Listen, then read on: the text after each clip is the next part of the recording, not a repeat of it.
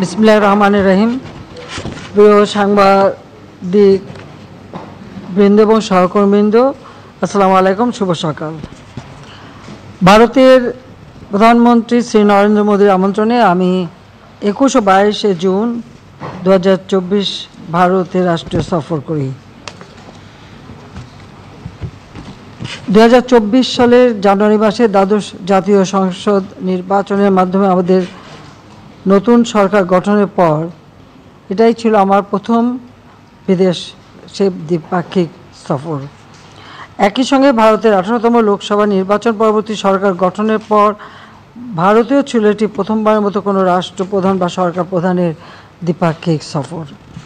এটা অবশ্যই আমার এবং বাংলাদেশের মানুষের জন্য অত্যন্ত সম্মানের, পাশাপাশি বাংলাদেশের সঙ্গে ভারতের সহযোগিতামূলক বিশেষ সম্পর্কেরই বহিঃপ্রকাশ। এছাড়া আমি ভারতের নবনির্বাচিত প্রধানমন্ত্রীর শপথ অনুষ্ঠানেও ভারতে গিয়েছিলাম, সেখানেও আমরা যোগদান করেছিলাম, সেটাও আপনারা জানেন। ভারত বাংলাদেশের সবচেয়ে বড় নিকটতম প্রতিবেশী এবং বিশ্বস্ত বন্ধু এবং আঞ্চলিক অংশীদার। ভারতের সাথে আমাদের বন্ধুত্ব 1971 সালে মহান মুক্তিযুদ্ধের মাধ্যমে, কারণ এই মুক্তিযুদ্ধে ভারতের কাছ থেকে আমরা সব ধরনের সহযোগিতা পেয়েছি এবং আমাদের এই যে সম্পর্কের সূচনা সেটা সবসময় অত্যন্ত গুরুত্বপূর্ণ এবং সাম্প্রতিক বছরগুলোতে দুদেশে রাষ্ট্রের সর্বোচ্চ পর্যায়ে উচ্চ পর্যায়ের মধ্যে যোগাযোগ এবং সহযোগিতা অব্যাহত রয়েছে। আমরা জানি যে ভারতের টানা 3 বারের নির্বাচিত প্রধানমন্ত্রী শ্রী নরেন্দ্র মোদী এবং তার নবগঠিত মন্ত্রিসভার শপথ অনুষ্ঠান গত 9 জুন অনুষ্ঠিত হয় এবং সেই অনুষ্ঠানে যোগ দিতে আমি 8 থেকে 10 জুন নয়াদিল্লি সফর করি। সেখানে প্রতিবেশী দেশগুলি রাষ্ট্র সরকার প্রধান সহ অনেক বিশিষ্ট ব্যক্তিবর্গ আমন্ত্রিত ছিলেন। সেই সফরে আমি ভারতের রাজনৈতিক ব্যক্তিবর্গের সঙ্গে কুশল বিনিময়ের পাশাপাশি ওই অনুষ্ঠানে আমন্ত্রিত দক্ষিণ এশিয়া সহ অন্যান্য দেশসমূহের একাধিক সরকার প্রধানের সঙ্গে মত বিনিময় করার সুযোগ পেয়েছি। পাশাপাশি আলাদাভাবে আমার সঙ্গে ভুটান ও শ্রীলঙ্কা সরকার প্রধানগণের দ্বিপাক্ষিক বৈঠকও অনুষ্ঠিত হয়। এইসব আলোচনা বৈঠকে আমাদের মধ্যে পারস্পরিক সম্পর্ককে সুদৃঢ় করতে সহায়ক হবে।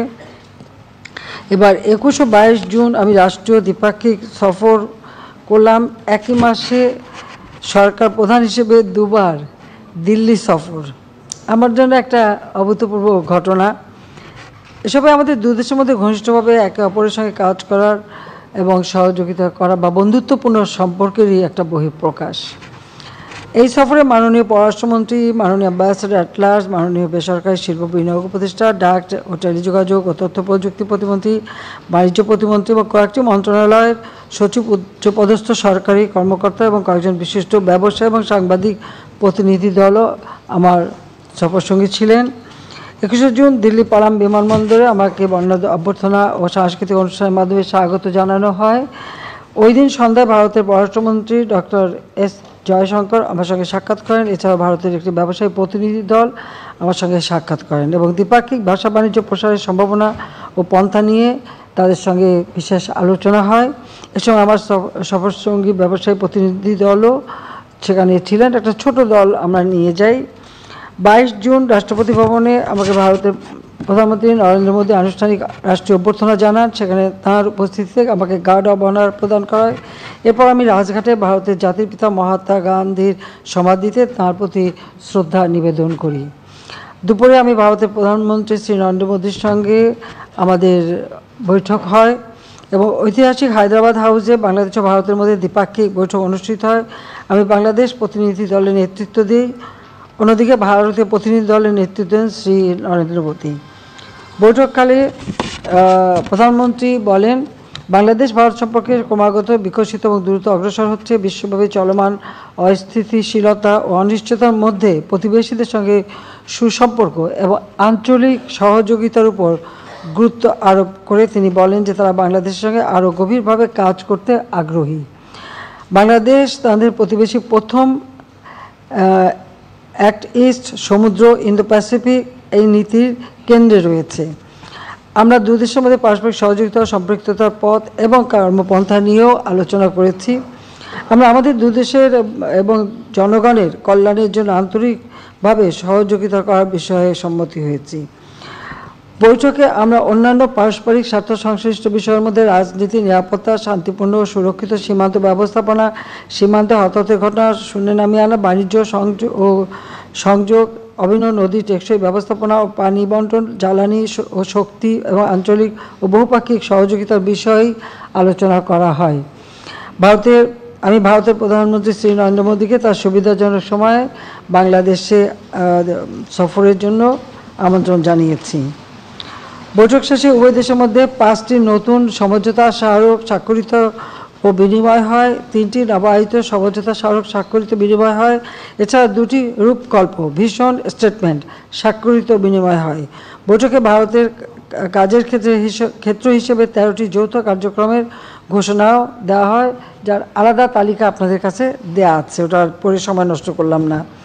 গুরুত্বপূর্ণ দিকসমূহ হচ্ছে উভয় দেশের শান্তিপূর্ণ সমৃদ্ধ ভবিষ্যৎ নিশ্চিতকরণে একটি রূপকল্প ঘোষণা ভিশন স্টেটমেন্ট গ্রহণ করেছে, পাশাপাশি ডিজিটাল অংশীদারিত্ব ডিজিটাল পার্টনারশিপ এবং টেকসই ভবিষ্যতের জন্য সবুজ অংশীদারিত্ব green partnership for sustainable future বিষয়ক 2টি সমন্বিত রূপকল্পকে সামনে রেখে কাজ করতে আমরা দুপক্ষই সম্মত হয়েছি।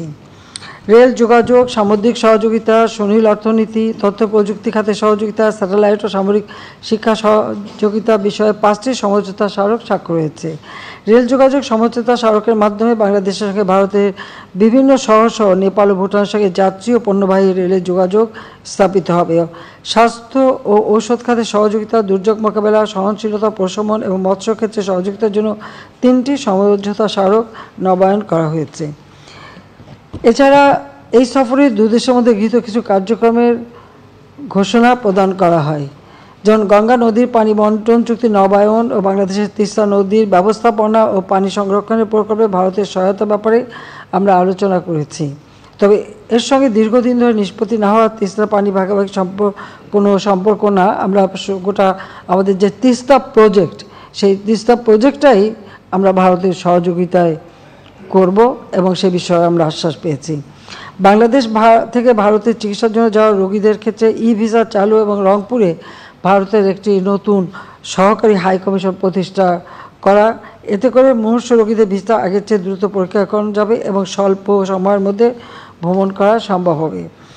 রাজশাহী ও কলকাতার মধ্যে নতুন ট্রেন সার্ভিস, চট্টগ্রাম ও কলকাতার মধ্যে নতুন বাস পরিষেবা চালু, গেদে, দর্শনা ও হলদিবাড়ি, চিলহাটির মধ্যে দলগাঁও পর্যন্ত পণ্যবাহী ট্রেন পরিষেবা চালু। এতে করে 2 দেশের মধ্যে যোগাযোগ ও অর্থনৈতিক কর্মকাণ্ড আরও বৃদ্ধি পাবে। মূল কথাটা হলো 1965 সালে পাকিস্তান ভারত যুদ্ধের পর যে সমস্ত জায়গাগুলি বন্ধ ছিল, রেল যোগাযোগ, সড়ক যোগাযোগ এবং নৌপথ যোগাযোগ, সেগুলি আবার আমরা পুনরায় চালু করে দিচ্ছি, যাতে আমাদের ব্যবসা বাণিজ্যের জন্য নতুন দুয়ার খুলে যায়। অনুদান সহায়তা আওতায় সিরাজগঞ্জে ইনল্যান্ড কন্টেইনার ডিপো আইসিডি নির্মাণ, ভারতীয় গ্রিডের মাধ্যমে নেপাল থেকে বাংলাদেশে 40 মেগাওয়াট বিদ্যুৎ আমদানি, যার মধ্যে আঞ্চলিক বিদ্যুৎ সহযোগিতা আরও বৃদ্ধি পাবে। এটা শুধু নেপাল না, ভবিষ্যতে ভুটানের সঙ্গেও হবে, সেটাও আমাদের সঙ্গে এমনি আলোচনা হয়েছে। মুক্তিযোদ্ধা প্রকল্পের আওতায় চিকিৎসা প্রত্যাশী রোগীদের জন্য খরচ সর্বোচ্চ সীমা 8 লাখ টাকা করা এবং বাংলাদেশের পুলিশ কর্মকর্তাদের জন্য প্রশিক্ষণ চালু। ইউপিআই এর ব্যবহার শুরু করার উদ্দেশ্যে 2 দেশ বাংলাদেশে রুপি কার্ড ও ভারতের টাকা পে কার্ড চালু। সমঝোতা স্মারক বিনিময় শেষে আমি এবং ভারতের প্রধানমন্ত্রী যৌথ সংবাদ সম্মেলনে বক্তব্য রাখি। পরে আমার সফরসঙ্গীদের সম্মানে আয়োজিত মধ্যাহ্নভোজে অংশ নিই। দিল্লি ছাড়ার আগে অপরাহ্নে আমি ভারতের রাষ্ট্রপতি শ্রীমতী দ্রৌপদী মুর্মু এবং উপরাষ্ট্রপতি শ্রী জগদীশ ধানখাড়ের সঙ্গে সৌজন্য সাক্ষাৎ করি। ভারতের মহামান্য রাষ্ট্রপতি ও উপরাষ্ট্রপতির সঙ্গে সাক্ষাৎকালে আমরা 2 দেশের বন্ধুত্ব এবং সহযোগিতাপূর্ণ সম্পর্কের উপর গুরুত্ব আরোপ করি। তারা বিগত 15 বছরে বাংলাদেশের অভূতপূর্ব আর্থসামাজিক উন্নয়ন ও স্থিতিশীলতার ভূয়সী প্রশংসা করেন এবং আমি 2 জনকেই বাংলাদেশে সফর করার জন্য আমি আমন্ত্রণ জানিয়ে এসেছি। বাংলাদেশ ভারত সম্পর্ক বিগত 15 বছর একটি অনন্য উচ্চতায় উন্নীত হয়েছে, যার সুফল 2 দেশের জনগণ আজ ভোগ করছে। বিশেষ করে 2023 সালে দুই দেশের সম্পর্কে নতুন মাত্রা যুক্ত হয়েছে। গত বছর আমি এবং ভারতের প্রধানমন্ত্রী যৌথভাবে যোগাযোগ ও বিদ্যুৎ খাতে 4টি প্রকল্পের উদ্বোধন করেছি। বাংলাদেশ ভারত যৌথভাবে বাংলাদেশের জাতিপিতা বঙ্গবন্ধু শেখ মুজিবুর রহমানের বায়োপিক মুজিব একটি জাতির উপকার এই চলচ্চিত্র নির্মাণ করেছে। দক্ষিণ এশিয়ার একমাত্র দেশ হিসেবে আমি ভারতের আমন্ত্রণে G20 সম্মেলনে যোগদান করেছি। বাংলাদেশ এবং ভারত দুদেশেই নতুন সরকার গঠনের পর এই সফর আবার অনুষ্ঠিত হলো। এই সফরকালে ভারতের নেতৃত্বের সঙ্গে আলোচনার মূল বিষয়বস্তু ছিল নবনির্বাচিত দুটি সরকার কিভাবে সহযোগিতামূলক সম্পর্ককে আরও এগিয়ে নিয়ে যেতে পারে সেই বিষয়ে একটা রূপকল্প প্রণয়ন করা।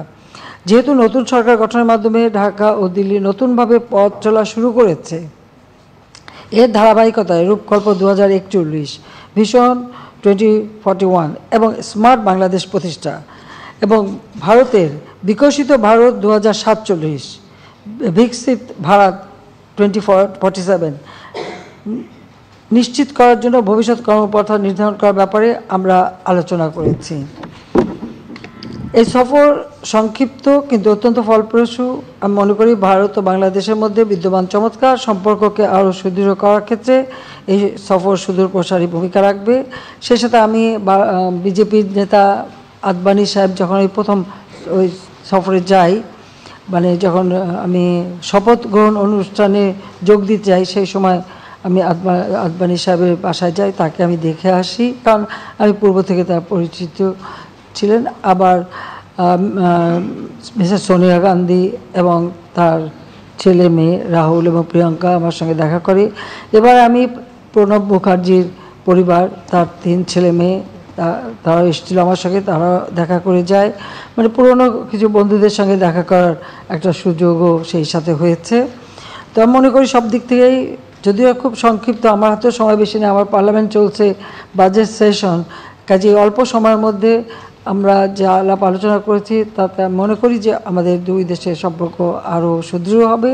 আর বিশেষ করে আমাদের উভয় দেশের মানুষ আর্থসামাজিক উন্নয়নের ক্ষেত্রে আরও নতুন দ্বার উন্মোচিত হবে। তো সবাইকে আমি ধন্যবাদ জানাচ্ছি। জয় বাংলা, জয় বঙ্গবন্ধু, বাংলাদেশ চিরজীবী হোক।